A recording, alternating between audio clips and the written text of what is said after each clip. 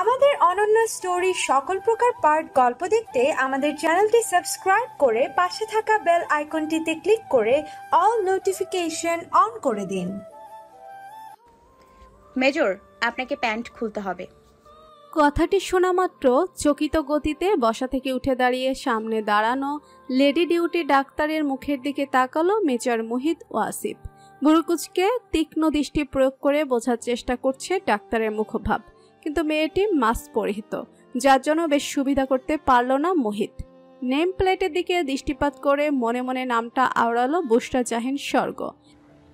Miss or Mrs স্বর্গ, আপনার কথাটা ঠিক বুঝতে পারলাম না। আপনি জানেন আপনি কাকে কি বলছেন? জি মেজর, আমি জেনে বুঝেই কথাটি বলেছি। আপনাকে প্যান্ট খুলতে হবে। আমি আপনাকে ভেন্ট্রোগ্লুটিয়াল পেশিতে ইনজেকশনটি পুশ করব। এটা আপনি হাতে নিতে পারবেন না, ওপর থেকে অর্ডার আছে। কথাটি নির্লিপ্ত ভঙ্গিতে বলে ইনজেকশনে মেডিসিন ঢোকানোর প্রস্তুতি নিল স্বর্গ। এতক্ষণ পাশেই চুপচাপ দাঁড়িয়ে তাদের কথোপকথন শুনছিল ক্যাপ্টেন সৌম্য শাহরিয়ার। তার ভাবতেই পিলে চমকে উঠছে যে মেজরের এক ধমকে তাদের পুরো টিম থরথর করে কাঁপে।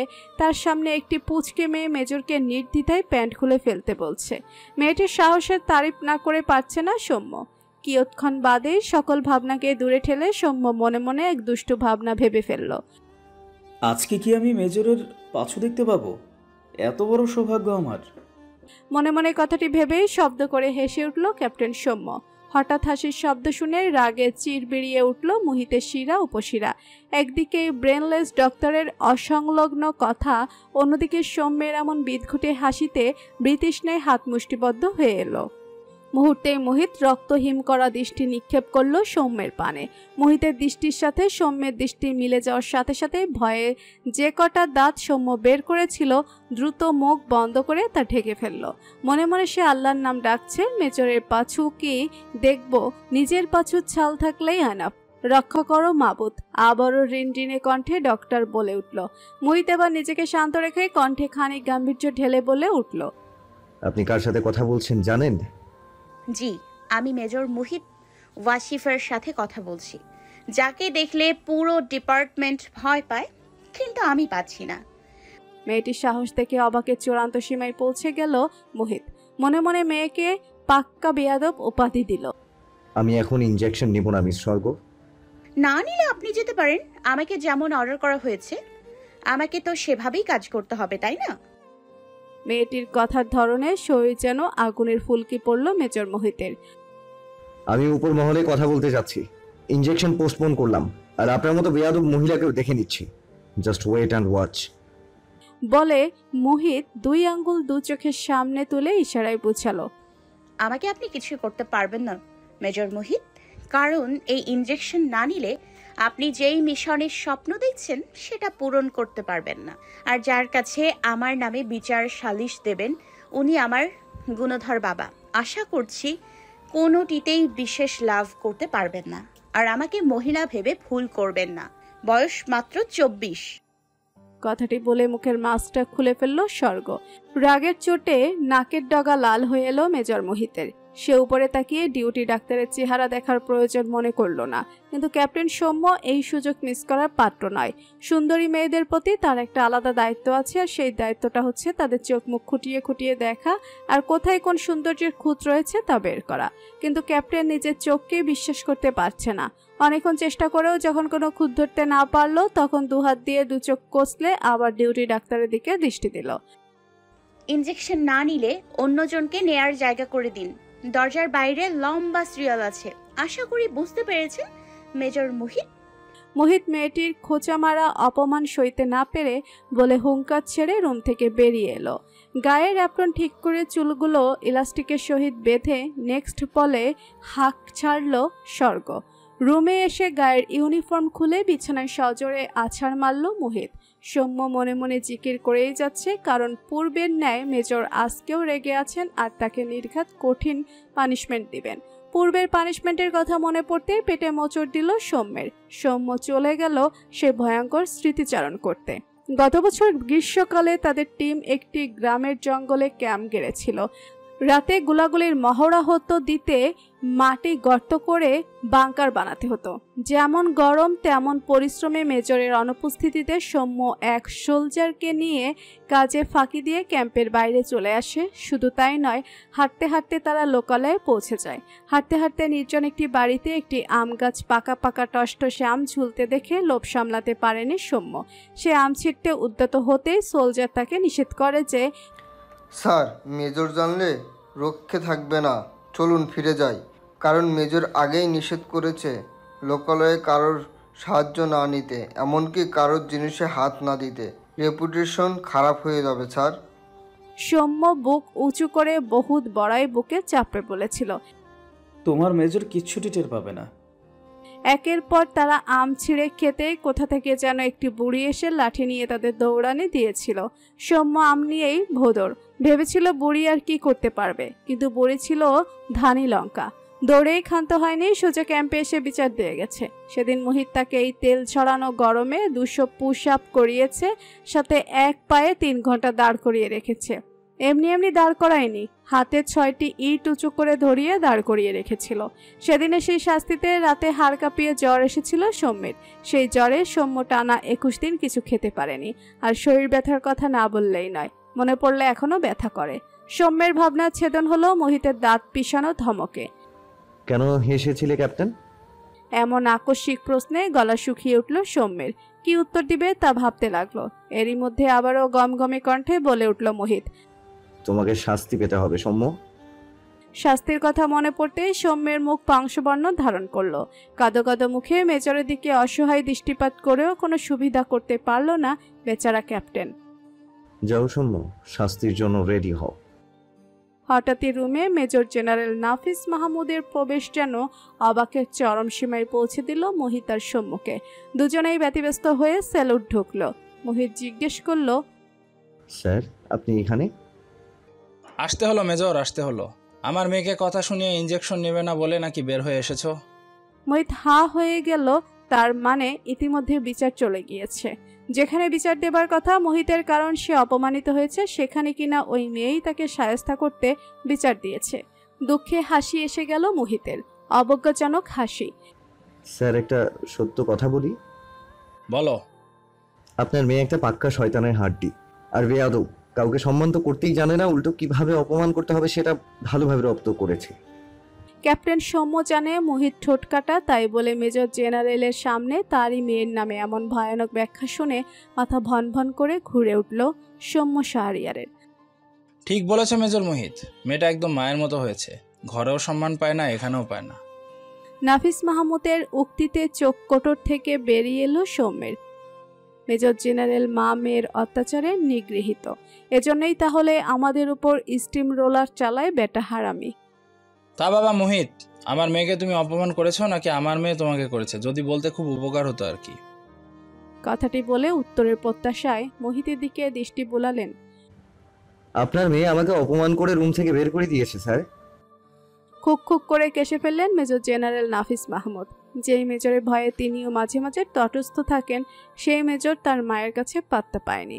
মোহিতের কাঁধে হাত চাপড়ে বলে উঠলেন নাফিস মাহমুদ, থাক বাবা, মনে কষ্ট নিও না। যেখানে তোমাদের স্যারই প্রতিনিয়ত অপমানিত হচ্ছে, সেখানে একদিন অপমানিত হয়ে মন খারাপের কিছুই নেই। বিকালে গিয়ে ইঞ্জেকশনটা দিয়ে এসো। যে জায়গায় আমার মেয়ে দিতে চায় সেই জায়গাতেই ঠিক আছে, না হলে ইঞ্জেকশনটা আমাকেই পুশ করবে বলেছে। আর তোমার যে মেশিন নিয়ে এত স্বপ্ন, সেই মিশনে যেতে হলে তোমাকে প্রচুর ফিট থাকতে হবে। আশা করি সব বুঝতে পেরেছো। বাচ্চাদের মতো জেদ করো না। নিজের স্বপ্নের মিশনের কথা মনে পড়তেই মুহূর্তের স্বর খাদে নেমে এলো। জি স্যার, আমি দেখছি কি করা যায়। বলেই আবার স্যালুট ঠুকে নাফিস মাহমুদকে বিদায় জানালো।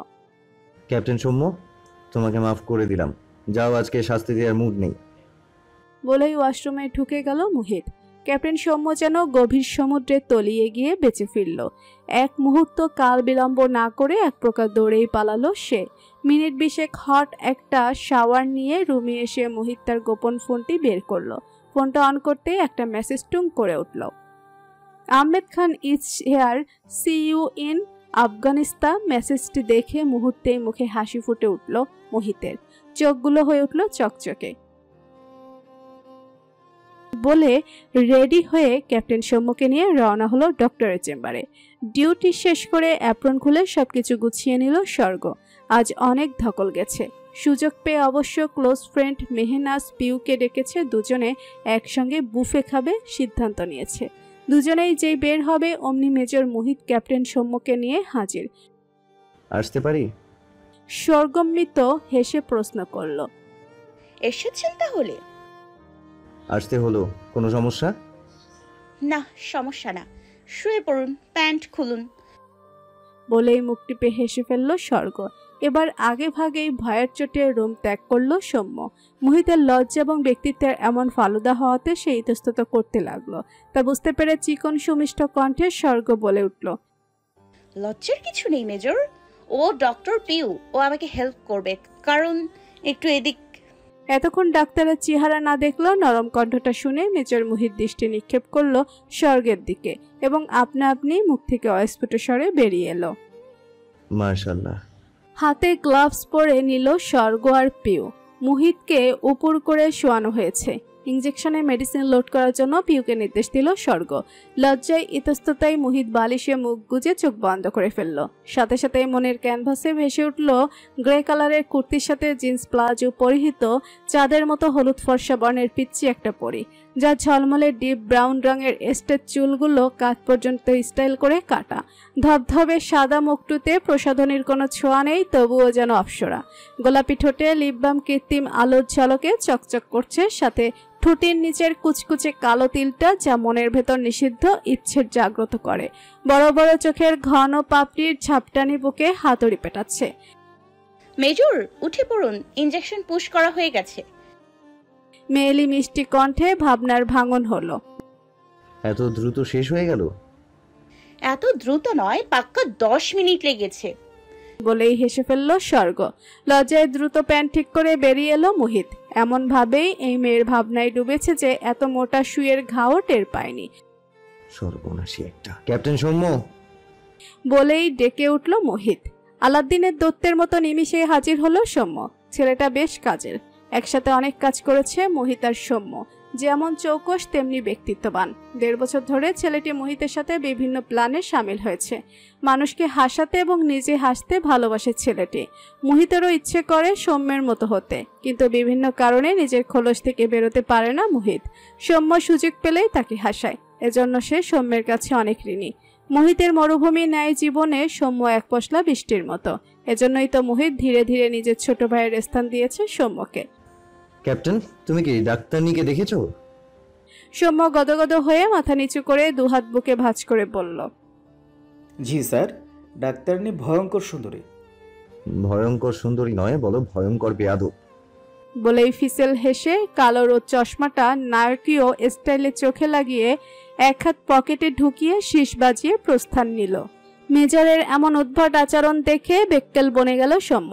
রাত 12টা বেজে 15 মিনিট। রহস্যময় ব্যক্তির কাছে হঠাৎই একটা ফোন কল আসলো। হ্যালো, খলিল ভুইয়া, তারপর বলো ওখানকার খবর কি? সাহেব, ওই মেজর কোনো এক মিশনের প্রস্তুতি নিচ্ছে, কিন্তু কি মিশন সেটা বুঝতে পারছি না। সেটা বোঝার জন্যই তো তোমার মতো লোককে রাখা হয়েছে, কিন্তু এখন তো মনে হচ্ছে তুমি পুরাই একটা অপদার্থ। রাগ চেপে খলিল বলে উঠল, ক্যান্টনমেন্টের ভিতর থেকে খবর কি সহজেই বের করা যায় সাহেব? টাকা ছিটাও খলিল, জানো তো ভাত ছিটালে কাকের অভাব হয় না। আশা করি বুঝতে পেরেছ। রাখছি এখন, এসব অকাজের পেঁচাল ভালো লাগছে না সত্যি বলতে। বলেই খট করে লাইন কেটে দিল ওপাশের ব্যক্তিটি। শালা গিরগিটি। বলেই রাগে বাটন ফোনটির সজরে হাঁচার মারল খলিল। পাখির কিচিরমিচির শব্দে ঘুমের রেশ হালকা হয়ে গেল স্বর্গের। আজ তার অফডে ইচ্ছে মতো ঘুমাবে এই নিয়তে এসির পাওয়ার কমিয়ে কম্বল মরিয়ে দিয়েছে, কিন্তু ভোরের আলো ফুটতে ঘুম হালকা হয়ে গেল। অ্যালার্মটি এখনো যেহেতু বাজেনি, আর একটু চোখ বন্ধ করে রাখলে ক্ষতি কি। মুহূর্তেই বেডসাইড টেবিলের উপর থাকা মোবাইল নামক যন্ত্রটি কর্কশ সুরে বেজে উঠল। চোখ মুখ খিচিয়ে কম্বলের নিচে ঢুকে গেল স্বর্গ। কোনো মতে হাতড়ে মোবাইলটা সাইলেন্ট করে ফেলে রাখলো। চোখ বুজে ঘুমের সামান্য চেষ্টা চালালো সে। অকস্মাৎ দরজায় ধামধাম বাড়ির শব্দে আর চিল্লানির শব্দে স্বর্গের রাগ সপ্তম আসমানে পৌঁছে গেল। ব্ল্যাঙ্কেট সরিয়ে দরজা খুলে কাউকে না দেখতে পেয়ে রাগের পারদ আরো মাত্রা ছড়িয়ে গেল। দরজায় কে এসেছিল বুঝতে বেশি বেগ পেতে হয়নি চৌকস ডাক্তারের। আজ এর একটা বিহিত করতেই হবে এবং ডিস্টার্ব দাতাকে কিভাবে পানিশমেন্ট দিবে সেটাও ভেবে ফেললো। পাটি পেটে স্বর্গ সিঁড়ি বেয়ে নিচে নেমে এলো। লিভিং রুমে এসে দেখতে পেল কেউ একজন পায়ের উপর পা তুলে পত্রিকা পড়ছে, সামনে জুস আর হালকা নাস্তা। স্বর্গ জানে এটা তার ছোট ভাই, যদিও অত ছোট নয়, মাত্র 2 বছরের ছোট বড়, কিন্তু তাদের লড়াই মারামারি 3-4 বছরের বাচ্চা কেন টম জেরিকেও হার মানাবে। ওই তো পত্রিকার উপর দিয়ে সুখের চুলগুলো দেখা যাচ্ছে, খপ করে ধরতে পারলেই বাগে আনা যাবে। যেই ভাবা সেই কাজ, ধূর্ত বাজ পাখির মতো ধরে ফেললো চুলের মুঠি। যদিও ছোট চুল ধরতে বেগ পেতে হচ্ছে, তবুও ছাড়া যাবে না। ঘুম নষ্ট করার শাস্তি ওকে পেতেই হবে ভেবেই চুল ধরে আর এক হাত দিয়ে গলা টিপে ঝাঁকাতে ঝাঁকাতে বলে উঠল, সুখের বাচ্চা হারামি কুত্তা, তোকে আমি মেরে ফেলবো আজ। অকস্মাৎ আক্রমণে ভেবাচাকা খেয়ে গেল যুবক। ড্রয়িং রুমের চিৎকারে মিসেস তনুজা মাহমুদ খুন্তি হাতেই দৌড়ে আসলেন। নাফিস মাহমুদ সবেই চুলে অর্ধেক কালো রঙের কালিটা লাগিয়েছেন, বাকিটাল লাগাতে পারলেন না, বাটি সমেত দৌড়ে আসলেন। স্বর্গের ভাই সুখ পিছন থেকে জুসের গ্লাসে এক সিপি চুমুক দিয়ে বলে উঠল, আপুই আমি তো এখানে। পিছন ফিরে সুখকে দাঁড়িয়ে থাকতে দেখে স্বর্গ নিজের আলুথালু চুলগুলো এক হাত দিয়ে চোখের সামনে থেকে সরিয়ে সামনে থাকা পুরুষটির দিকে নজর দিল।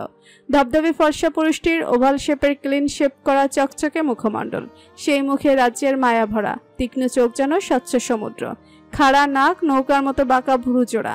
আর্মি কাটিং হেয়ারটা তাকে একটু বেশি মানাচ্ছে যেন। তার জিম করা পেশিবহুল শরীরের সামনে স্বর্গ নিতান্ত এক পিঁপড়ে। এক হাত দিয়ে চুলের মুঠি এখনো ধরে আছে, বেখেয়ালে হাত সরাতেই ভুলে গেছে। অপরদিকের পুরুষটির ক্ষেত্রে ঘটনা ঘটেছে অন্য।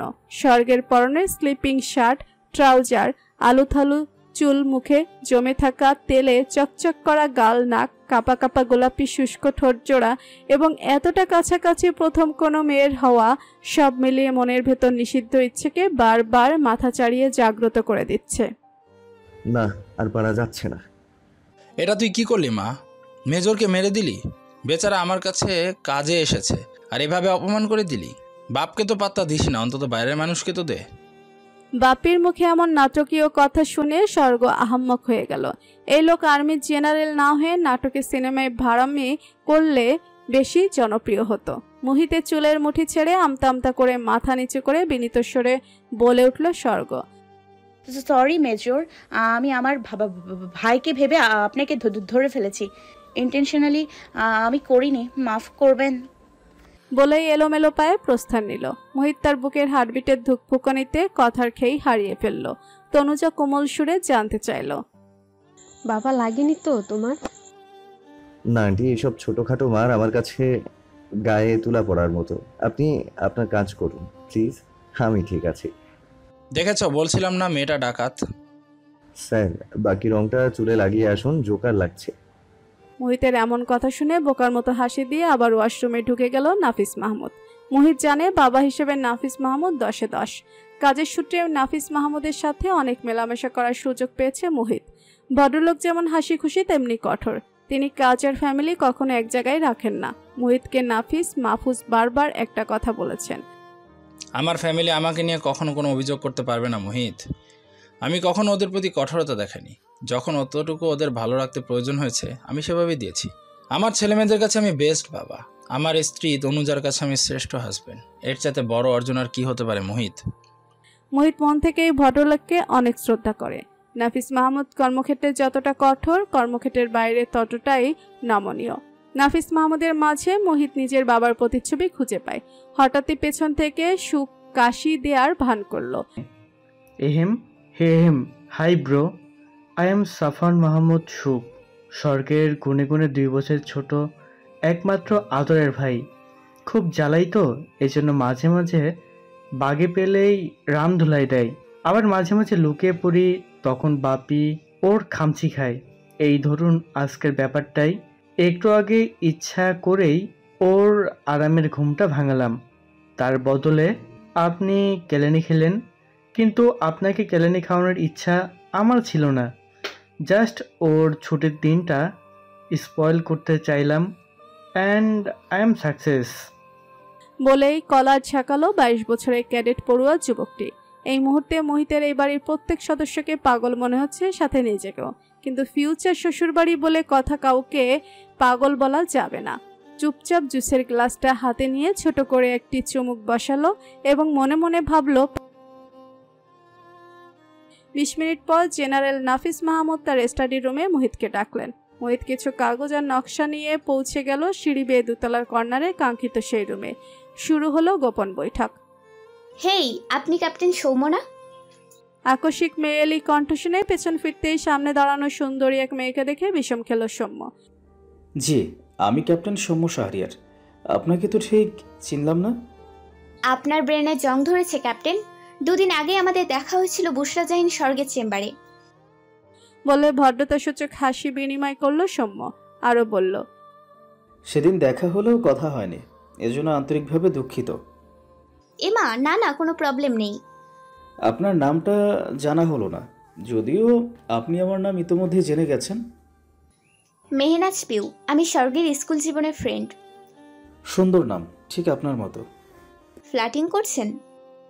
সৌম্য জিভ কামড়ে কান ধরে কিউট করে তওবা বলে বলে উঠল। একদম না ম্যাডাম। পিউয়ের কি হলো কে জানে, সৌম্যের এমন রূপ দেখে মনে তার ঠান্ডা বাতাস বয়ে গেল। সকাল 10টা বেজে 5 মিনিট। সেনা সদস্যদের প্রশিক্ষণ অনুশীলন চলছে। মোহিত দাঁড়িয়ে তা পর্যবেক্ষণ করছে আর ভাবছে ভেতরের খবর বাইরে কে পাচার করছে। নিজেদের ব্যক্তিগত তথ্য কিভাবে আংশিক হলেও ফাঁস হচ্ছে। আরো বেশি সতর্ক হতে হবে কোনোভাবে এবারে। এই বোয়াল আমি 2 বছর ধরে খুঁজে চলেছি, তাকে এবার আমার জালে আটকাতেই হবে। কি ব্যাপার মোহিত, তোমাকে অন্যমনস্ক লাগছে? হঠাৎ পেছন থেকে এমন ভরাট কণ্ঠ শুনে চমকে উঠে মোহিত। ভাবনা কাটিয়ে পেছন ফিরে লেফটেন্যান্ট জেনারেল নিয়াজ মোর্শেদকে দেখে তৎক্ষণাৎ স্যালুট জানায়। কিছু না স্যার, হঠাৎ মায়ের কথা শুনে মনে পড়েছে। দীর্ঘদিন তিনি হসপিটালে ভর্তি, সুস্থতার কোনো লক্ষণ দেখা যাচ্ছে না, তাই একটু চিন্তিত হয়ে পড়েছিলাম। এমন আর হবে না, সরি স্যার। ডোন্ট ওয়ারি মাই বয়, সব ঠিক হয়ে যাবে। কাজে মন দাও। আর তোমার মিশনের কি খবর, কোনো খোঁজ পেলে? নিয়াজ মোর্শেদকে কেমন জানি সুবিধার মনে হয় না মোহিতের, তাই মোহিত সব কথা চেপে গিয়ে নানান তাল বাহনা লাগিয়ে এক গল্প বলে ফেলল।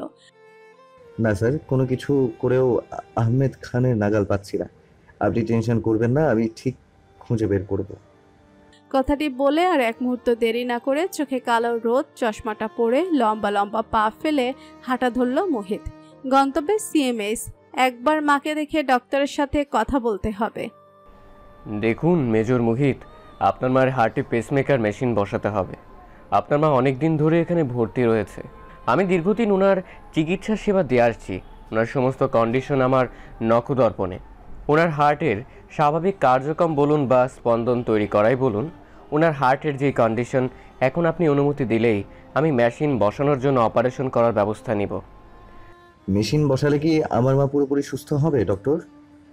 মোহিতের কথা শুনে চুপ করে দৃষ্টি নত করে ফুস করে নিঃশ্বাস নিলেন প্রফেসর সারওয়ার জাহান।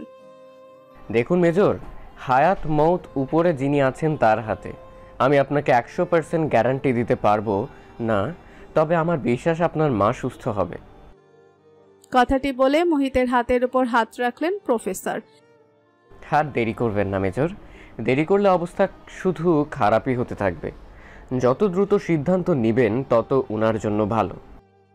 চোখ বন্ধ করে কিছু একটা ভাবলো মোহিত। পরক্ষণেই গমগমে কণ্ঠে বলে উঠল, আপনি অপারেশনের সবকিছু রেডি করুন।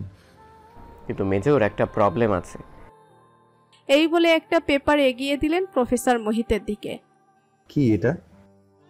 মেজর মোহিত, এখানে আপনাকে বন্ড সই দিতে হবে। কথাটি শোনা মাত্র মাথায় আকাশ ভেঙে পড়ল মোহিতের। জিজ্ঞাসু দৃষ্টিতে মোহিত প্রফেসরের দিকে তাকালো।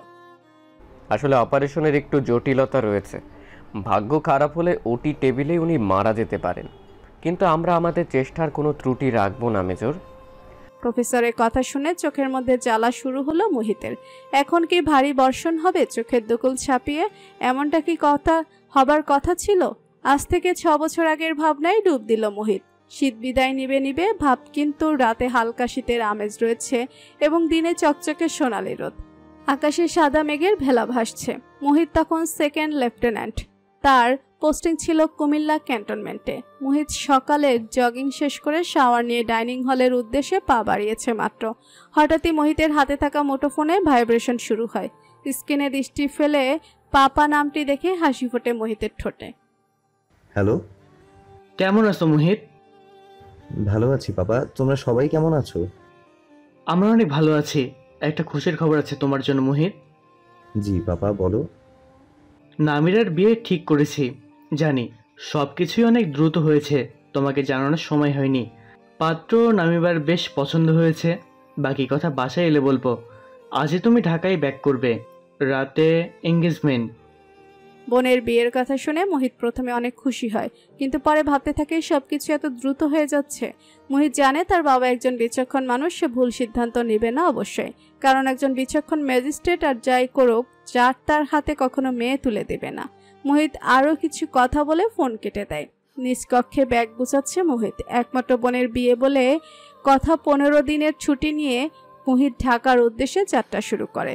এখন বিকেল 5টা। মোহিত দাঁড়িয়ে আছে তার বাড়ির মেইন ডোরের সামনে, কলিং বেল টিপে অপেক্ষা করছে। খুট করে খুলে গেল দরজা। দীর্ঘ 6 মাস পর মোহিত বাসায় এসেছে। মোহিতকে দেখে ভূত দেখার মতো চমকে উঠল 10 বছরের এক বালক। চিৎকার করে বলে উঠল, ভাইয়া। আদরের ছোট ভাইকে জড়িয়ে কোলে তুলে ফেলল মোহিত।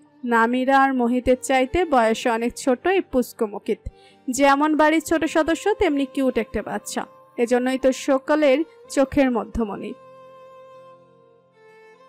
তোকে সারপ্রাইজ দিলাম। পাপা জানতো, মাও জানতো, তোকে কেউ জানায়নি, আমি নিষেধ করেছি তাই। এই বলে কোল থেকে মুকিতকে নামিয়ে সোফায় ফেলে দিল মোহিত। ফেলেই সুরসুরি দেওয়া শুরু করলো। মুকিত হেসে কুটি কুটি। তাদের দু ভাইয়ের খুনসুটি হাসাহাসি করার শব্দে রান্নাঘর থেকে দৌড়ে এলেন মিসেস তারিন রহমান আর নামিরা। নামিরা এসে মোহিতের কান টেনে ধরল। এই 6 মাসে একবারও আসতে মন চায়নি তোর? আপু লাগছে, মা লাগছে, ছাড়তে বলো। না, ছাড়বো না, লাগার জন্যই দিয়েছি। আচ্ছা সরি, মাফ করে দে আপু, নেক্সট বার থেকে প্রতি মাসে মাসে আসবো। মুকিত নামিরাকে অনুনয়ের সুরে বলল, ছেড়ে দাও না আপনি, ভাইয়ার কেন ব্যথা লাগছে? ভাইয়ের উকিল হয়েছিস? মুকিত মাথা উপর নিচ করে হ্যাঁ বুঝালো। আচ্ছা যা, ছেড়ে দিলাম। ছেলে মেয়েদের এমন কীর্তি দেখে হেসে ফেললেন মিসেস তারিন। তোদের নিয়ে আর পারি না, যা মোহিত ফ্রেশ হয়ে খেয়ে নে, কাজ আছে অনেক। এই বুটু, এই ব্যাগে যা যা আছে সব তোর, যা নিয়ে নে সব। মুকিত যেন আকাশের চাঁদ হাতে পেল। এজন্যই তো ভাইকে তার এত ভালোবাসতে ইচ্ছে করে। এবার নামিরার পিছু নিল মোহিত। তুই প্রেম করছিস না? নামিরা হাত উঁচিয়ে বলে, মারবো এক ঠাটিয়ে। আচ্ছা বুঝেছি, লজ্জা পেতে হবে না, শুধু বল বরকে, পটাপট নাম বলে ফেল। তুই চিনিস? আমি চিনি। নামিরা লজ্জায় মাথা নিচু করে মুখ টিপে হেসে ফেলে। সোহাগ ভাই? নামিরার দিকে দৃষ্টি ফেলে নামিরার রক্তিম গাল আর ওড়নার কোনা আঙুলে পেঁচানো দেখে মোহিত বুঝে ফেলে হি ইউজ রাইট। শিওর সোহাগ ভাই? নামিরা মাথা দুলিয়ে হ্যাঁ সূচক উত্তর দেয়। কিভাবে পটালি ওই হাবলুটাকে? নামিরা চোখ রাঙিয়ে বলে ওঠে, মার খাবি মোহিত। মোহিত খুব ভালো করে সোহাগ নামে ছেলেটিকে চিনে। মোহিতের বাবার বাল্যকালের এক বন্ধু ছেলে সোহাগ। ছেলেটি গ্রামে থাকতো। একদিন মোহিতের বাবা আদনান ওয়াসিফ অনেক রাত্রে একটি ছেলেকে এনে কঠিন গলায় সবাইকে ডেকে বলছিল, আজ থেকে এই ছেলে আমার ছেলেদের মতো, সেও এ বাড়ির সদস্য এখন থেকে। ও আমার বন্ধু হামিদের ছেলে। ওর বাবা 2 দিন আগে এই দুনিয়া ত্যাগ করেছে। ইহজগতে ওর কেউ নেই। তোমরা কেউ কখনো ওর সাথে কোনো প্রকার খারাপ আচরণ বা অপছনীয় কিছু করবে না, তাহলে আমি অনেক কষ্ট পাবো। আজকে আমি এই এতিমের গার্ডিয়ান হলাম। সোহাগ তখন ইন্টারমিডিয়েট এক্সাম দিয়েছে কেবল। এই অবস্থায় কোথায় যাবে, তার কার কাছে যাবে, কিছুই ঠাওর করতে পারছিল না। এমন সময় ফেরেশতার মতো সামনে এসে দাঁড়িয়েছিল আদনান ওয়াসিফ। মিসেস তারিন সোহাগকে কাছে টেনে বলেছিল, আমাকে আম্মা ডাকতে পারবি? সোহাগ সেদিন মিসেস তারিনকে জড়িয়ে ধরে কেঁদে দিয়েছিল। সোহাগ পড়াশোনায় অনেক ব্রিলিয়ান্ট ছিল। নিজের পড়াশোনার পাশাপাশি নামিরা আর মোহিতকেও অঙ্ক ইংরেজি পড়াতো অবসর সময়। নামিরার এসএসসি পরীক্ষার সকল নোটস নিজ হাতে তৈরি করে দিয়েছিল সোহাগ। যেদিন ইন্টারমিডিয়েট এক্সামে সোহাগ জিপিএ 5 পেল, সেদিন মিসেস তারিন আর আদনান ওয়াসিফের খুশি দেখে কে নিজের সন্তানের মতো সকল সুযোগ সুবিধা দিয়েছিলেন সোহাগকে। পড়িয়েছেন পাবলিক বিশ্ববিদ্যালয়ে। নিজের যোগ্যতা বলে সোহাগ নামকরা এক কলেজের ইংরেজি বিষয়ের প্রফেসর হিসেবে নিয়োগ পায়। মোহিত আগেই বুঝেছিল সোহাগের জন্য নামিরার মনে কোথাও কিছু আছে, কিন্তু এটা যে প্রেম ভালোবাসা পর্যন্ত গড়াবে তা ভাবতে পারেনি মোহিত। কারণ সোহাগ ছিল খুবই সাদাসিধে ঘর কোনো টাইপ ছেলে। 3 তলা চিলেকোঠার ঘরটাতে সারাক্ষণ পড়াশোনা করে কাটাতো, খাওয়া দাওয়ার সময় ছাড়া। মায়ের ডাকে ধ্যান ফিরল মোহিতের। খেতে আয়, আর কিছু কাজ আছে হাতে হাতে করে দে। কাজগুলো বুঝিয়ে দিয়ে চলে গেলেন মিসেস তারিন। চারপাশে আলো ঝলমল করছে, কিছু কাছের আত্মীয় এসেছে। বাচ্চাদের হাসাহাসিতে মুখরিত চারিপাশ। বাড়িতে যেন চাঁদের হাট বসেছে। নামিরা রাখতে হবে আজ। মোহিত কর্মব্যস্ততায় তার বাবার খবর নেওয়ার সময়ই পায়নি, তবুও তার মায়ের কাছে জানতে চেয়েছে। মা, পাপাকে দেখছি না কোথাও। আছে কোথাও কাজে ব্যস্ত, হয়তো আগদের সময় দেখতে পাবি। বলেই অন্যদিকে চলে গেলেন। পার্লারের মেয়েরা এলো নাকি সেটা দেখতে। ঘরের এক কোণে বসে জীবনের হিসেব কষছেন আদনান ওয়াসিফ। ওনার জীবদ্দশায় কোনোদিন এমন পরিস্থিতির মুখোমুখি হননি তিনি। নিজের এত বছরের অর্জন করা সততা সম্মান খুইয়ে দিবেন, নাকি পালিয়ে যাবেন, নাকি জীবন দিয়ে হলেও সব আগলে রাখবেন? কোনো সিদ্ধান্তেই উপনীত হতে পারছেন না তিনি। দিনে রাতে এত পরিমাণ হুমকিজনক ফোন কল আর নেওয়া যাচ্ছে না। কি করতে পারি এখন আমি? পরিত্যক্ত একটি বিল্ডিং এর আধভাঙা একটি কক্ষে গোপন বৈঠক বসিয়েছেন কয়েকজন গণ্যমান্য ব্যক্তি। তারা সবাই সমাজের উজ্জ্বল ব্যক্তিবর্গ। তাদের ভালো মানুষের আড়ালের মুখোশ জনগণ জানে না। জানানোর দরকারই বাকি। তারা কি দেশের মানুষের মুখের ভাত কেড়ে নিয়েছে? ভনিতা না করে খুলে বলুন, কি করতে চাচ্ছেন আহমেদ খান? আহমেদ খানের উত্তর শোনার আশায় বাকি সদস্যরা গভীর আগ্রহ নিয়ে তার মুখপানে দৃষ্টি দিলেন। যদি ওই নির্বাহী অফিসারই আর না থাকে তাহলে কেমন হবে? কথাটি সকলের মনে ধরে গেল। এই জন্যই বলি আহমেদ, তুমি আসলেই একটা পাক্কা খিলাড়ি। বলেই হাততালি দিলেন নব্য হওয়া মন্ত্রী মোশতাক চৌধুরী। আহমেদ খান হুইস্কির গ্লাস 3 আঙ্গুল দিয়ে ধরে তাতে বরফ ঢেলে নাড়তে নাড়তে ঢেউ খেলানো হুইস্কির দিকে তাকিয়েই আবারও বলে উঠল, আমি তো জানি সেনাবাহিনীর লোকেরা হয় সৎ, তারা হয় ন্যায় নিষ্ঠাবান, তো তুমি কিভাবে এমন জোচ্চোর হলে লেফটেন্যান্ট? গ্লাসে হুইস্কি ঢালতে ঢালতে বিদঘুটে শব্দে হো হো করে হেসে উঠলেন লেফটেন্যান্ট। একজন লেফটেন্যান্টকে সরকার কত টাকা বেতন দেয় জানো? পাশে থাকা মোশতাক জানতে চাইলেন। কত? মাত্র 19,000 টাকা। কিন্তু আমার পেটটা দেখেছো? পেটের দিকে আঙ্গুল তাক করে লেফটেন্যান্ট সকলের উদ্দেশ্যে বললেন, আমার পেটটা চায় কোটি কোটি টাকা। এখন এই কোটি কোটি টাকার খিদে এই সামান্য খড়কুটো দিয়ে কিভাবে চলবে আহমেদ? পাশে থাকা খলিল বলে উঠল, আমার বেতনের কথা আর নাই বা বললাম সাহেব, সামান্য একজন দারপ্রহরী তো সেই হিসেবে কিছুই পায় না। আপনাদের পায়ের ধুলো লাগিয়ে যদি একটু খেয়ে পুড়ে বেঁচে থাকতে পারি, এটাই আমার জন্য অনেক কিছু। তাহলে ওই কথাই রইল, উড়িয়ে দাও লেফটেন্যান্ট নির্বাহী অফিসারকে। পথের সামনের কাঁটা যত দ্রুত সরাবে তত পথ ভালোভাবে হাঁটতে পারবে, বুঝতে পেরেছ?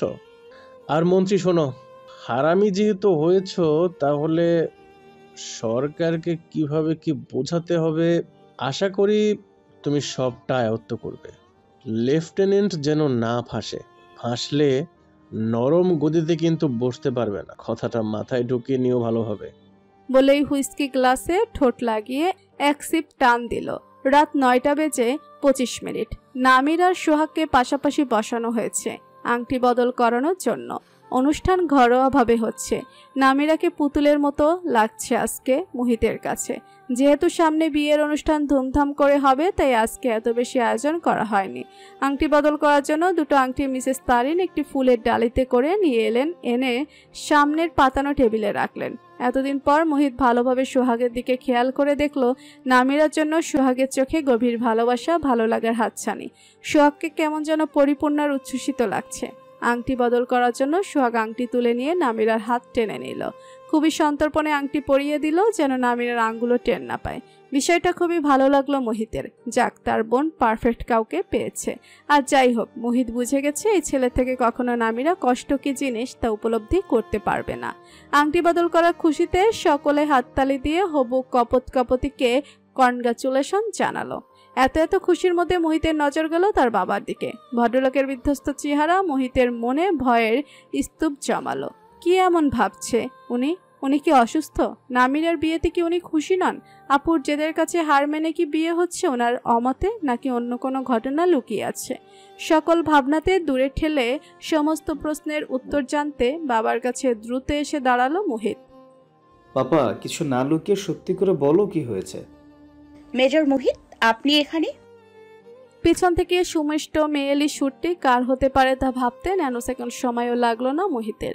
পেছন ফিরে মিষ্টি হাসি দিয়ে বলে উঠল, জি ডাক্তার সাহেবা, আমি এখানে আপনার সামনে। চাইলে আমার চুল টেনে গলা টিপে ধরতে পারেন। লজ্জায় চোখ নামিয়ে নিল স্বর্গ। লজ্জায় অবনত মুখশ্রী দেখে মোহিতের নিজেকে নেশাখোর মনে হচ্ছে। কি হচ্ছে এই মায়াবী চেহারায়? আমি আপনাকে কিন্তু অলরেডি সরি বলেছি মেজর। তার নাটক না করে এখানে কেন এসেছেন জানতে পারি? একটা কাজ ছিল। তো কাজটি কি শেষ? মোহিত মাথা ঝাঁকিয়ে নরম সুরে বলল, আপাতত শেষ। তা মিস গুন্ডি, সরি স্বর্গ, আপনার ইউনিফর্ম কোথায়? ডিউটি আওয়ার শেষ, বাড়ি যাব। চলুন একসাথে যাওয়া যাক। দাঁড়ান 1 মিনিট মেজর, যাব আর আসবো। বলে মোহিত সামনের দিকে সম্মানের সহিত হাত ইশারা দিল। বলেই ফুরুত করে দৌড় লাগালো স্বর্গ। স্বর্গের পরনে জিন্স কালারের রোম্পাস, সাথে হাফাতা হোয়াইট টি শার্ট, পায়ে স্নিকার্স, সাথে পনিটেইল স্টাইলে বাঁধা চুল, চোখে সামান্য কাজল, ঠোঁটে হালকা গোলাপি লিপস্টিক। মোহিতের বুকে কাঁপন ধরালো।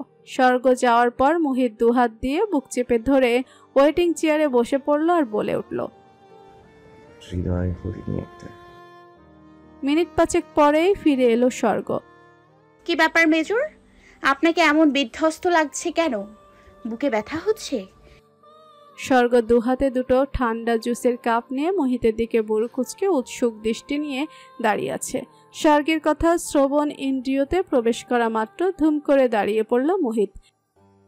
না আমি স্বর্গ, আসলে কেউ আমাকে খুন করতে চাচ্ছে। স্বর্গ ভয় পেয়ে জিজ্ঞেস করলো ফিসফিসিয়ে, কে খুন করতে চাইছে মেজর? আপনি তাকে চিনতে পেরেছেন? ডিপার্টমেন্ট জানে? চিনতে পেরেছি, কিন্তু আমি খুন হতে চাই মিস স্বর্গ, তাই ডিপার্টমেন্টকে জানাইনি।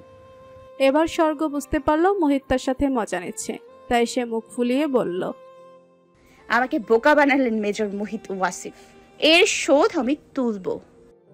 বসে জুসের কাপ এগিয়ে বলে উঠল, নিন ঠান্ডা জুস পান করুন, বাইরে অনেক গরম। জুস হাতে নিতে নিতে মোহিত স্বর্গের দিকে তাকিয়ে বলে বসলো, আমি চাই আপনি আমার উপর শোধ তুলুন মিস স্বর্গ। কথাটি বলে স্বর্গের চোখে চোখ রাখলো। কতক্ষণ তাদের দৃষ্টি বিনিময় হলো কে জানে। ধ্যান ভাঙলো ক্যাপ্টেন সৌমেনটাকে। স্যার, জিপ নিয়ে এসেছি, হেডকোয়ার্টারে যেতে হবে, বোর্ড মিটিং আছে। সৌম্যের উপস্থিতিতে ইতস্ততায় দুজনে দ্রুত দৃষ্টি সরিয়ে কাচুমাচু করে কেউ কাউকে বিদায় না জানিয়ে দ্রুত প্রস্থান নিল। হুইস্কির বোতল থেকে কেবলই নিজের পছন্দ মতো 1 প্যাক গ্লাসে ঢেলেছে লেফটেন্যান্ট কর্নেল নাসের হায়দার। চুমুক দেওয়ার আগেই টেবিলে রাখা ফোনটি কাঁপতে শুরু করলো। অসময়ে যখন তখন ফোন আসা নাসেরের পছন্দ নয়। বিরক্তিতে চোখ উপরের দিকে উল্টিয়ে ঠোঁট কামড়ে ধরে ফোনটি হাতে নিল। স্ক্রিনে জানা পরিচিত রাঘব বোয়ালের নম্বর দেখে মুখের সমস্ত দাঁত বের হয়ে এলো খুশিতে। হ্যালো, ওদিকের খবর কি লেফটেন্যান্ট? গোপন সূত্রে জানতে পেরেছি কোনো এক মেজর আমার খুব নজরদারি করছে। মেজরকে একটু ঘোল খাওয়ালে কেমন হয় বলো তো? তোমার যা ভালো মনে হয় আহমেদ, কিন্তু তুমি কি তার নাগাল এত সহজেই পাবে? মেজর কিন্তু সাধারণ কোনো মেজর নয়, যেমন চৌকস তেমন কার্য উদ্ধারকারী। পুরো ডিপার্টমেন্ট তার সাথে আছে, ব্রিগেডিয়ার জেনারেল পর্যন্ত তাকে বেশ সমীহ করে চলে।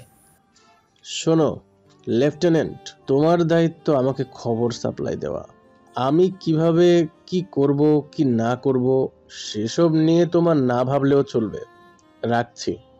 বলেই কলটা কেটে দিল না সে এর মাঝে মাঝে মনে চায় এক শুটে আহমেদের বুক ঝাঁঝরা করতে। বেটা নিজেকে মহাপণ্ডিত ভাবে, যা খুশি তাই বলে ফেলতে দ্বিধা করে না। শালা খুনি একটা, কিন্তু টাকার লোভে শত অপমান সহ্য করেও দাঁত কামড়ে পড়ে আছে নাসের। বাংলাদেশ আর্মি হেডকোয়ার্টার্সে বোর্ড মিটিং বসেছে। আলোচনার কেন্দ্রবিন্দুতে রয়েছে আহমেদ খান নামের এক ব্যক্তি, যিনি প্রচুর অর্থ, কোটি কোটি টাকার হীরা আর মানুষের বিভিন্ন অর্গান পাচারের কাজ রীতিমতো করে যাচ্ছে। কোনো পুলিশ, র্যাব, বিডিআর, এমনকি আর্মির কয়েকটি ইউনিট মিলেও কিছু করতে পারছে না। কেন করতে পারছে না, এই ব্যর্থতা আসলে কার, এই নিয়ে মিটিংয়ে উপস্থিত রয়েছেন captain Soumya Shahriar, major Mohit Wasif, lieutenant colonel Mezbas Siraji, colonel Taj Mahmud, brigadier general Ahsan Faruqi, major general Nafis Mahmud সহ লেফটেন্যান্ট জেনারেল এবং জেনারেল। তারা কিছুদিন আগে একটা গোপন খবরের মাধ্যমে জানতে পেরেছে আহমেদ খান কোথায় আছেন বর্তমানে, এবং এটাও জেনেছেন ক্যান্টনমেন্টের কোনো বড় অফিসার এখানকার সকল খবর আহমেদ খানের কাছে পৌঁছায়। এজন্য প্রতিবার আটঘাট বেঁধে প্ল্যানিং করলেও লাভের ফলাফল শূন্য। তাই আজকের মিটিংয়ে শুধু তাদেরই ডাকা হয়েছে যারা তাদের ইউনিফর্ম আর নীতির সাথে কখনো বেইমানি করেনি এবং ভবিষ্যতেও করবে না, যাদের উপর দেশের দায়িত্ব অর্পণের এতগুলো বছর পরেও অভিযোগের কোনো আঙ্গুল ওঠেনি। কিরে, এমন দৌড়ে বাসায় ফিরলি কেন? আর ফিরেছিস যখন পোশাক না পাল্টে, হাত মুখ না ধুয়ে মরার মতো পড়ে আছিস কেন?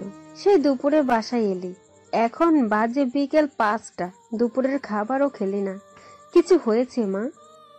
মায়ের প্রশ্নে স্বর্গ কি উত্তর দেবে ভেবে না পেয়ে বলে ফেলল, হিসু চেপেছিল মাম্মা, তাই দৌড়ে উপরে চলে এসেছি। তার জন্য ভাতও খাবি না? ঘুমিয়ে গিয়েছিলাম, এজন্য যাইনি। কিন্তু আমি তো তোর রুম থেকে ঝাপাঝাপির শব্দ পাচ্ছিলাম। কি হয়েছে সত্যি বল। ধুর, কিছু হয়নি, যাও তো, এখন কথা বলতে ইচ্ছে করছে না। তোমার মেয়ে প্রেমে পড়েছে মা। ভাইয়ের আকস্মিক এমন বেহায়া কথায় চেতে উঠল স্বর্গ। এক্ষুনি তোকে ছাদ থেকে ফেলে দিব, ফাজিল ছেলে। একজন ক্যাডেট অফিসার হয়ে ট্রেনিং কমপ্লিট না করে ঘরে বসে বসে কি করছিস তুই? হ্যাঁ, বাপির নাম ভাঙিয়ে যখন খুশি তখন বাসায় চলে আসিস, বেয়াদব। স্বর্গকে খেপিয়ে দিয়ে মায়ের পেছনে লুকালো সুখ। তোমার মেয়ে প্রেমে পড়েছে মা, দেখো ওর গাল লাল হয়ে রয়েছে লজ্জায়। তুমিই বলো, ও এমনি এমনি লজ্জা কেন পাবে? মাম্মা, তোমার ছেলেকে কিন্তু সত্যি এখন খুন করে ফেলবো আমি। বলেই বেডসাইড টেবিল থেকে ফুলদানি হাতে নিল স্বর্গ। ভয়ে মিসেস তনুজার সুখ আস্তে করে দরজা ভিড়িয়ে চলে গেল। পাগল খেপেছে। ইয়েস, আই এম সাকসেস বলে সুখ হাত মুষ্টি করে ভিক্টোরি সাইন দিল। বিছানায় ধপ করে 4 হাত পা ছড়িয়ে শুয়ে পড়ল স্বর্গ। এরপর আবার বসে পড়ল। হাঁটু ভাঁজ করে হাঁটুতে মাথা ঠেকিয়ে বিড়বিড় করে উঠল, কে বলেছে তোকে স্বর্গ ওই মেজরের দিকে এমন ড্যাব ড্যাব করে তাকাতে? হ্যাঁ, ওই লোক যেই চূড়ান্ত বজ্জা, তার ঠোঁট কাটা তোকে তো লজ্জায় চুবিয়ে মারবে। ধুর, আর ভুলেও সামনে পড়বো না ওই সর্বনাশা মেজরের। বলেই ওয়াশরুমে ফ্রেশ হতে চলে গেল স্বর্গ। তুমি কি কখনো প্রেমে পড়েছো ক্যাপ্টেন সৌম্য? আকাশ থেকে পড়ার ভান করে সৌম্য বলে উঠল, প্রেম আর আমি? কি যে বলেন স্যার, ইন্টার পাস করে লং কোর্সে ক্যাডেট অফিসার হলাম, যেখানে সিটি পাস ছাড়া বাইরেই বের হওয়া যায় না। ট্রেনিং নিলাম, লেফটেন্যান্ট হলাম। এরপর থেকে তো জীবনের রঙই বদলে গেছে, খালি মিশন আর এক্সাম, মিশন আর এক্সাম। এখন আবার ক্যাপ্টেন হয়ে তো মাঝদরিয়ায় পড়েছি, বাথরুমে যাওয়ার পর্যন্ত সময় পাচ্ছি না স্যার। আপনার মতো মেজর হয়ে গেলে প্রেম না, একদম ডিরেক্ট বিয়ে করে টানা 6 মাসের জন্য গুম হব বউ নিয়ে, বুঝতে পেরেছেন স্যার? এখন তো সারাক্ষণ আপনার সাথে থাকি, কোনো lady officer, nurse, doctor, lady soldier কেউ আপনার ভয়ে সামনে আসে না। প্রেমটা কিভাবে হবে স্যার? সৌম্য ঠিকই বলেছে। ডিউটি আওয়ারে অহেতুক আলাপচারিতা বা কোনো ক্যাপ্টেন, লেফটেন্যান্ট বা সোলজার, কোনো লেডি অফিসার, লেডি সোলজারের সাথে কথা বলা মোহিত একদম অ্যালাউ করে না। মোহিত মনে করে তারা দেশ এবং দেশের মানুষের জন্য নিজেকে উৎসর্গ করেছে।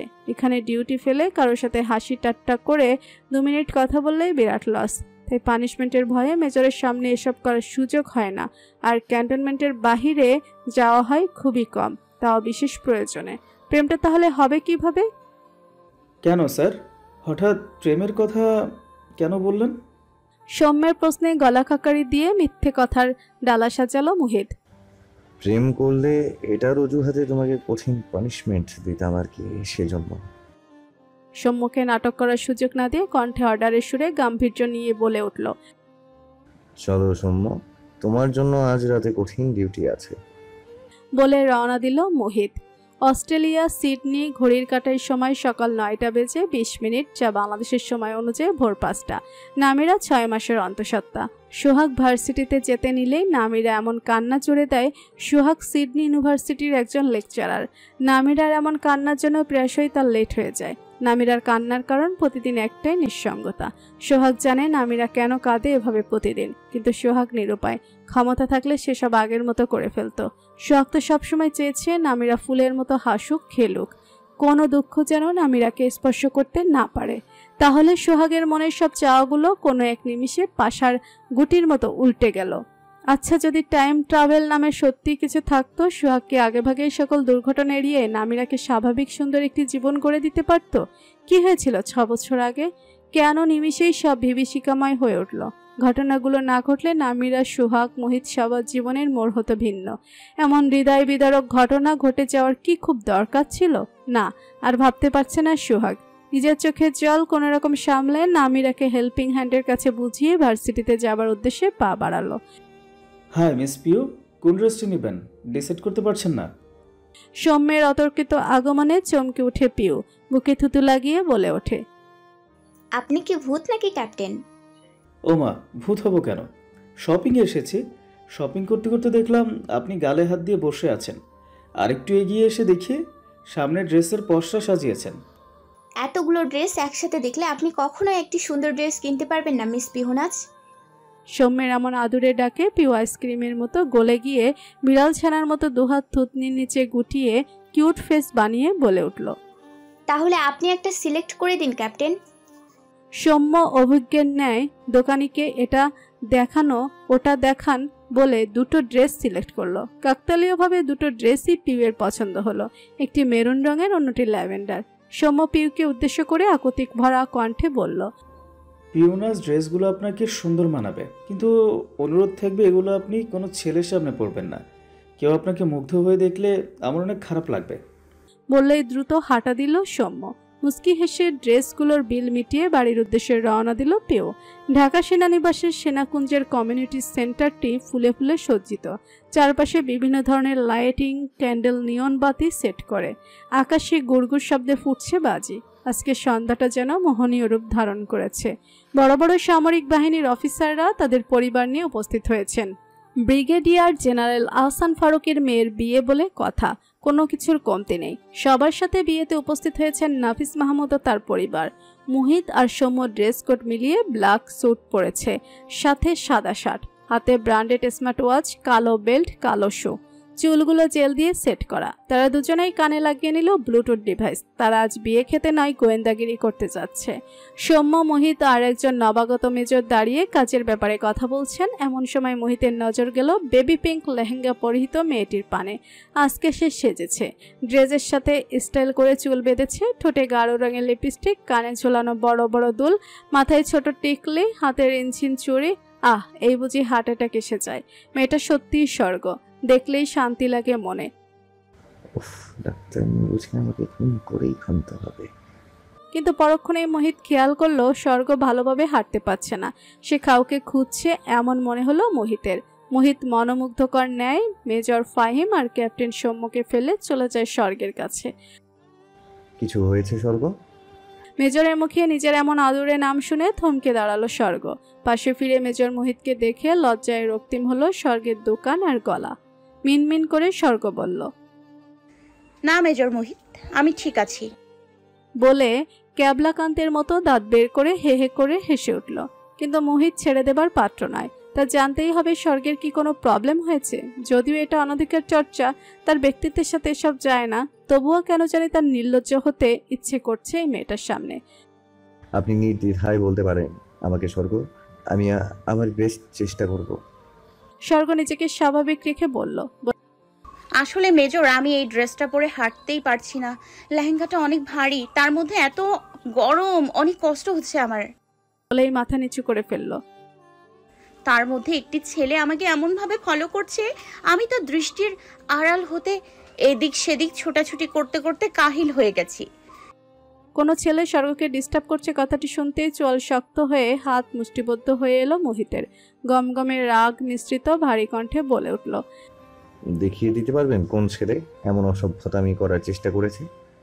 সামনের কপালের বেবি হেয়ারগুলো ঠিক করতে করতে স্বর্গ বলল, যেই ছেলেটা ড্রেস কোড ফলো না করে ডিপ ব্রাউন স্যুট পরেছে সেই ছেলেটা। মুহূর্ত আর কিছু না বলে সামনের দিকে ঘুরে দাঁড়ালো। মিস স্বর্গ, আসুন আমার সাথে বলে মোহিত হলরুমের দিকে হাঁটা দিল। স্বর্গ দুহাতে লেহেঙ্গা উঁচু করে ধরে মোহিতের পেছনে ছুটল আর মনে মনে তার গুণধর ভাই সুখের পিন্ডি চটকালো। বিয়াদব একটা, দরকার ছাড়া আঠার মতো চিপকে থাকবে, কিন্তু দরকারে হারিকেন জ্বালিয়েও খুঁজে পাওয়া যাবে না। এখানে বসুন স্বর্গ বলে কর্নারের একটি সোফা স্বর্গকে নির্দেশ করলো মোহিত। কোথা থেকে যেন একজন সোলজারকে ডেকে এনে দায়িত্ব দিল যে মোহিত ফিরে না আসা পর্যন্ত এক পাও না নড়তে। সোলজার বাধ্য বাচ্চার মতো সায়জা নিয়ে বডিগার্ডের পোজ নিয়ে দাঁড়িয়ে গেল স্বর্গের পাশে। মোহিতের এমন অস্থিরতা স্বর্গের মনে হিমশীতল বাতাস প্রভাবিত করলো। এটা কি ভালো লাগা নাকি মেজর জেনারেলের মেয়ে বলে দায়িত্ব পালন করা, নিজেকে নিজে প্রশ্ন করলো স্বর্গ। কিন্তু মন থেকে যা উত্তর এলো তাতে ঠোঁটে সূক্ষ্ম হাসি ফুটে উঠল স্বর্গের। হে মিস, নামটা জানা অপ্সরা, তুমি এখানে? আর তোমায় আমি কোথায় কোথায় খুঁজে চলেছি। অপরিচিত কণ্ঠে তুমি সম্বোধন শুনে ভুরুকুচকে ফোন টেপা বাদ দিয়ে উপরে মুখ তুলে তাকালো স্বর্গ। সেই অসভ্য ছেলেটা আবার এখানে? উফ উফ, আর বাঁচা গেল না। কি বিড়বিড় করছো এমন করে? আপনি কি আমার আত্মীয়? আমাকে চেনেন? আমি কি আপনাকে চিনি? এক বাক্যে কতগুলো প্রশ্ন করে দম ফেললো স্বর্গ।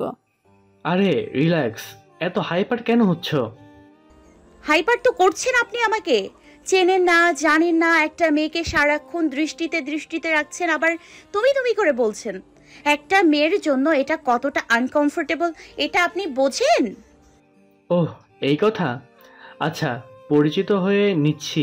Hello, I am Aryan Chowdhury Ahir, owner of Chowdhury group and কোং কোম্পানির মালিকের একমাত্র ছেলে, যাকে সবাই এক নামে চেনে। কিন্তু তুমি, উফ সরি, আপনি চেনেন না? বলে স্বর্গের দিকে হাত বাড়ালো Ahiyan. Hey, I am major Mohit Wasif, nice to meet you. আকস্মিক ভরাট গম্ভীর পুরুষালী কণ্ঠ আর হাত চেপে ধরায় আহাম্মক হয়ে গেল আহিয়ান। আমি তো আপনার সাথে পরিচিত হতে চাইছি, মেজর মুজাহিদ ওয়াসিফ। আপনি যার দিকে হাত বাড়িয়েছেন আমি তার পার্সোনাল বডিগার্ড। ওনার বাবা মানে মেজর জেনারেল নাফিজ মাহমুদ আমাকে নির্দেশ দিয়েছে একটা ফুলও যাতে ওনাকে স্পর্শ করতে না পারে। তাহলে আমি একটা আস্ত মানুষের হাতের স্পর্শ কিভাবে পেতে দিই মিস্টার আহিয়ান? তার ছিল ভরা হাসি দিয়ে আহিয়ান বলে উঠল, হাসালেন মেজর, হাসালেন। যখন আপনার স্যার জানবে হাতটা আমার ছিল, উনি নিজেই ওনার মেয়ের হাত আমার হাতের সাথে স্পর্শ করিয়ে দিবেন। মোহিত ফিচেল হেসে গম্ভীর কণ্ঠে বলে উঠল, তাহলে আপনি সেই স্বপ্ন দেখতে থাকুন আহিয়ান সাহেব। এতক্ষণ চুপচাপ সবকিছু পর্যবেক্ষণ করছিল স্বর্গ। হঠাৎ সে দাঁড়িয়ে বলে উঠল, আমি মাম্মার কাছে যাব মেজর। Sure, why not? বলে সামনের দিকে হাত ইশারায় নির্দেশ করলো মোহিত। আমাদের আবার দেখা হবে আহিয়ান চৌধুরী, আসি। বলে দুই আঙুল দিয়ে সালামের মতো করলো মোহিত। মোহিতদের যাবার পানে তাকিয়ে কিটকিটিয়ে হেসে উঠে আহিয়ান। দেখা তো করতেই হবে মেজর, মুখের সামনে থেকে খাবার তুলে নিয়ে গেলে দেখা না হলে এমন দুঃসাহসিকতার দাম কিভাবে দেবে? আপনি মিথ্যে বললেন কেন মেজর? আপনি কি আমার বডিগার্ড? শুধু বডিগার্ড নয় মিস স্বর্গ, আপনার সব কিছুর গার্ড আমি। এই বলে একটা শপিং ব্যাগ এগিয়ে দিল মোহিত। এখানে আপনি যেই টাইপের কাপড় পরেন সব আছে, চেঞ্জ করে নিন। আমি আপনাদের খাওয়া দাওয়া শেষ হলে বাসায় পৌঁছে দেব। স্যার এখান থেকে একটা মিটিংয়ে চলে যাবেন, ওনার সাথে আপনাদের দেখা হবে না। সো প্লিজ একটু হাঁড়ি করে সব কিছু করবেন। শপিং ব্যাগ হাতে নিয়ে অষ্টমে দাঁড়িয়ে আছে স্বর্গ। এক অদ্ভুত ভালো লাগায় ছেয়ে যাচ্ছে তনুমন। পড়াশোনার তাগিদে বহু ছেলে ফ্রেন্ডস ক্লাসমেটসের সংস্পর্শে আসা হয়েছে, কিন্তু কখনো মনে এমন ভালো লাগার ফিল হয়নি। তবে কেন মেজর মোহিত কাছে এলে শরীর শিরশির করে, বুকে ধুকপুকানি হয়। কি নাম এই অনুভূতির? নিমেষেই সকল ভাবনা বন্ধ করে ছটপট পোশাক পাল্টে নিল স্বর্গ। ফ্লোরাল প্রিন্টের অফ হোয়াইট লং স্কার্ট, সাথে ম্যাচিং শার্ট আর স্কার্ফ। চয়েস আছে বলতে হবে মেজরের। বলে মুস্কি হাসলো স্বর্গ। মোহিত কপালে বারবার আঙ্গুল স্লাইড করছে। আহিয়ানকে সে ভুলতে পারছে না কোনোভাবে। মোহিত খুব ভালো করেই আহিয়ানকে চেনে। নিজের রূপের জালে টাকা পয়সা আভিজাত্যের লোভ দেখিয়ে ভালোবাসার নাটক করে মেয়েদের ফাঁসিয়ে বাইরে পাচার করে দেয়াই তার কাজ। কিন্তু সমাজে তার বাবা আর তার মতো সম্মানিত ব্যক্তির দ্বিতীয়টি নেই। গোপন সূত্রে শুধু এসব খবর পাওয়াই গিয়েছে, কিন্তু পোক্ত প্রমাণের অভাবে কেউ আহিয়ানের দিকে আঙ্গুল তুলতে পারেনি। তার বাবার নাম ডাকে প্রশাসন পর্যন্ত ভয়ে কাঁপে। সেখানে মোহিত সামান্য একজন মেজর হয়ে প্রমাণ ব্যতীত কিভাবে তাকে জব্দ করবে? এই নরঘাতক স্বর্গের মতো নিষ্পাপ একটি মেয়ের দিকে হাত বাড়িয়েছে। মোহিত কিভাবে সামাল দিবে সবকিছু? না, আর ভাবতে পারছে না মোহিত। অস্থির লাগছে। যেভাবেই হোক নাফিস মাহমুদকে সব জানাতে হবে। চুপ থাকা যাবে না। খুব বেশি কি দেরি হয়ে গেল মেজর? স্বর্গের ডাকে হুঁশ ফিরল মোহিতের। পিছন ফিরে নিজের পছন্দের মানুষের সাজসজ্জাহীন স্নিগ্ধ মুখ দেখে নিজের মনকে শান্ত করল মোহিত। মনে মনে সৃষ্টিকর্তার কৃতজ্ঞতা প্রকাশ করলো এমন অপরূপ সৌন্দর্যের দর্শন করানোর জন্য। আপনাকে সদ্য প্রস্ফুটিত ভোরের শিশির মিশ্রিত বেলি ফুলের মতো লাগছে স্বর্গ।